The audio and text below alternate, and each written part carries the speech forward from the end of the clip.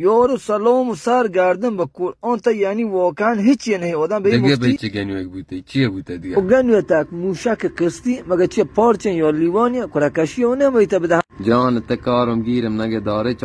تایم بده هیچ ارواح پدرم یه 7-8 تا هستن آمشتن برای روز مبادایی خب موشک نداره حداقل یه 4-5 تا نارنجک کن بده کارم گیره نطوریه واقعا آدم نفهمه مگه دورا با چی برای سر خوندگی بده همه بعد وسیله مو کستی تا بده هم تا نارنجک تورده توی دواری اما که مچتو بگرمی تا کستونت پرداخت نکن با تو موشک رو تو آسمان هفتم که گریدی جرأت پدر کن که بیاری تی گویده بعدش اما حواسم نهد به جایی که بگم خلیج فارس گفتم خلیج عربی حالا فشارش یورتی تو مسک پشیمونو که بیچه همچون گوی هم ورته به کورانه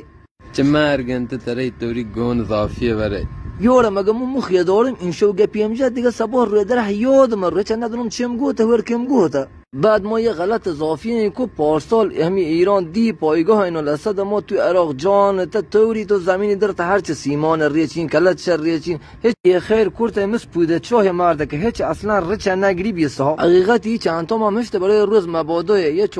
تا حقیقتی رئیس جمهور یونان التماسی کو داد مهمان نامه گفتم گناه داری رئیس جمهور یونان دیگه که بیا پدر یه اسم فامیل داری که باهاتی روم نبی واشد بگو الان تو اینترنت سرچ کن نشون نداد کن اصلی جای منطور بیستانه جه بلد نه